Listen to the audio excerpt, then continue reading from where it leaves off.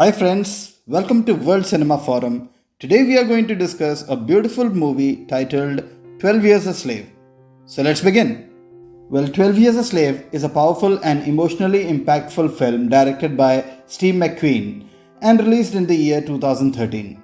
It is based on the autobiography of Solomon Northup, a free African American man who was kidnapped and sold into slavery in the pre Civil War United States. The movie received a lot of critical acclaim and won several awards, including the Academy Award for Best Picture. So let's discuss some of the aspects of the movie 12 Years a Slave. Number 1. Historical accuracy.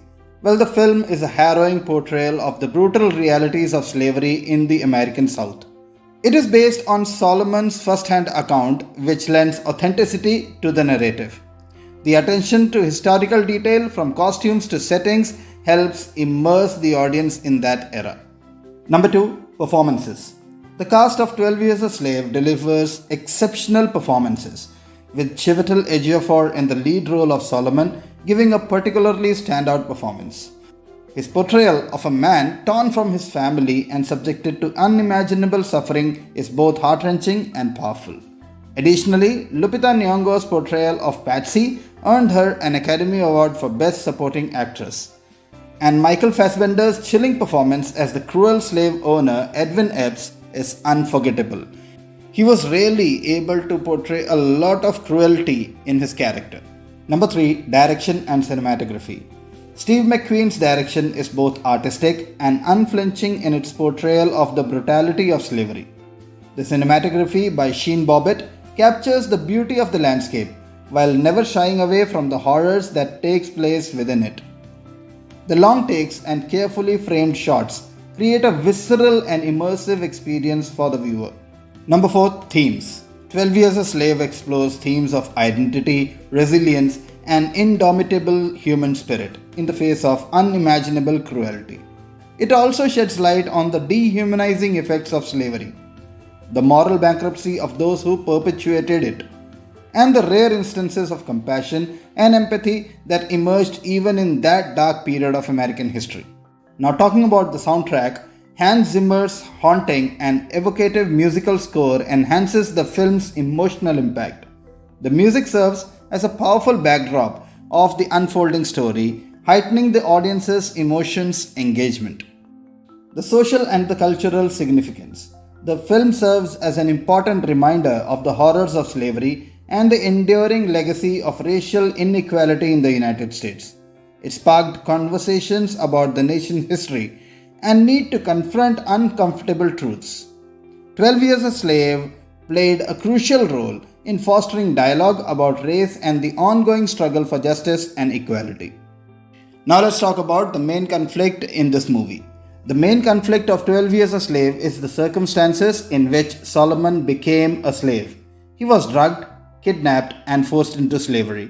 This is the main conflict, since the movie's storyline revolves around Solomon navigating his life as a slave. He was taken from Washington, D.C. to Louisiana, where he was sold in 1841. Solomon was a slave for 12 years, worked on various plantations, dealing with different kinds of slaves, masters, and witnessing and experiencing how dehumanizing slavery is.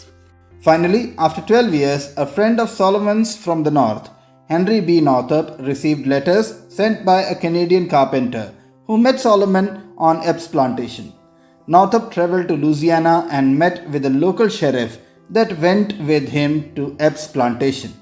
They found Solomon, and after some questioning from the sheriff to prove Solomon's identity, he embraced Henry and they traveled back to New York, where Solomon reunited with his family in 1853.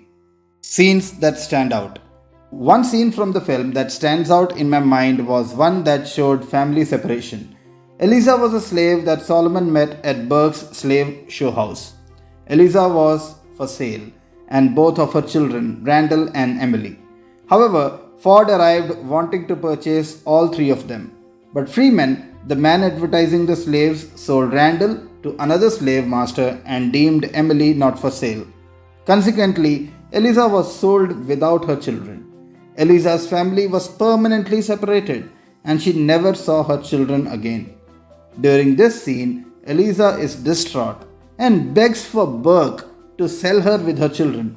It is evident on Ford's face that he felt uncomfortable buying her without her children, but he did so anyway. This scene relates to the theme of family. Solomon had young children and a wife before he became a slave. They added purpose to his life, and this is evident when he says, "Why had I not died in my young years before God had given me children to love and live for?" This shows that his family provided purpose and meaning, and like Eliza, that purpose was taken away when he was sold. Eliza is constantly grief-stricken, which later leads to her death. Another scene that stands out in my mind was the funeral. The slaves are gathered to sing the gospel song at the funeral of a slave who passed away from exhaustion.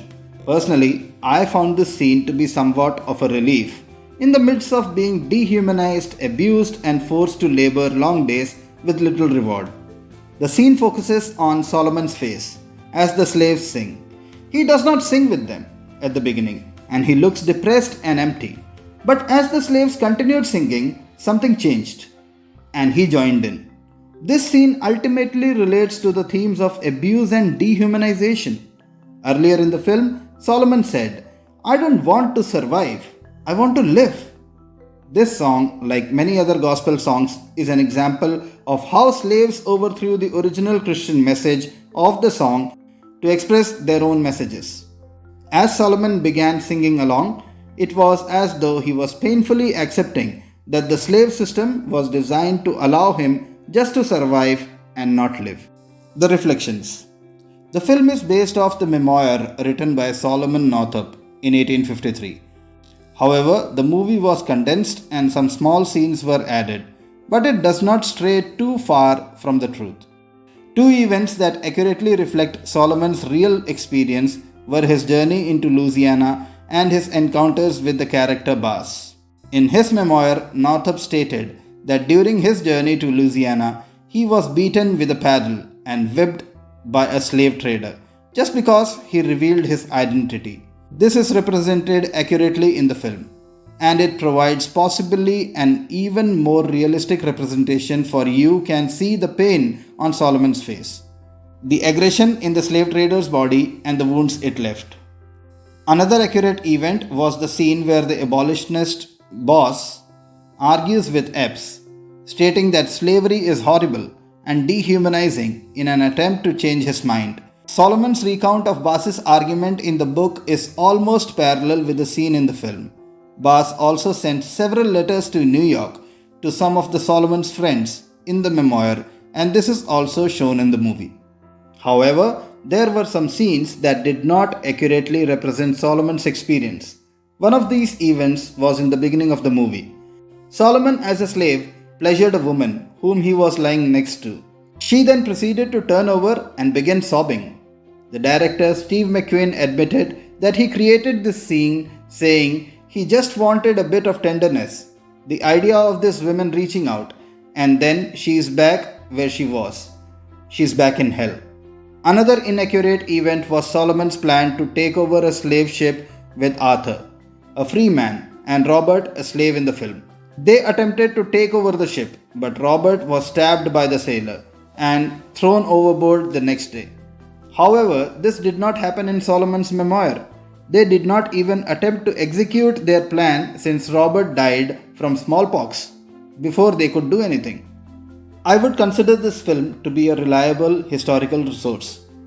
It is useful since it shows the reality of how slave masters treated their slaves. Slaves were physically and sexually abused, tormented psychologically, forced to carry out demanding tasks such as working in the field all day long or being forced to dance at night for the slave master's enjoyment. The film also shows the randomness of the violence. In the film, a slave named Patsy left the plantation to get a bar of soap. Epps, the slave master, was so furious over such a minor issue that he brutally flagged Patsy to the point of near death. Other useful aspects of the film include the representation of social hierarchy, that slave masters are above the slaves, dehumanization, family separation, and abuse of control and power, and the use of Bible to justify the abuse. The film also gives a strong insight into slave culture and how they used music, gospel songs, and religion to connect and unify. The film also shows that not all white people treated slaves horribly. There was also Ford, who treated his slaves with respect and did not abuse them. However, the film successfully shows the more common reality of slave masters through Edward Epps, who always cruelly abused his slaves. However, this film also has some qualities that limit it to be the right resource to show the experience of slavery. Solomon's memoir details 12 years of slavery. However, the film has condensed 12 detailed years into 140 minutes. Obviously, events and other important details must have been left out in order to turn the novel into a film. The film's purpose is to entertain the audience. Some scenes were added or modified to make it appealing and entertaining to the audience. So, this makes its reliability questionable. The film also follows only Solomon's journey. He was incredibly fortunate to go back to his life before and to see his family again. Most slaves never get this opportunity and are a slave until they die. The film only shows the surface of other slaves' lives and never went into any depth of the other characters. One final limitation was that the film was set towards the late slave period in the 1840s and 1850s. Slavery was not in its prime, so this may influence the quality of the information we get from the film, such as how slave masters treated their slaves and how there were abolitionists. There would be no abolitionists like Bass in the early slave period, and this means Solomon probably would not have gone home. But anything said, I would definitely want my viewers to go and watch this movie if you have not watched it. That's the end of the video, guys. Please do subscribe our channel if you are liking the content that we are bringing to you. Thank you and goodbye.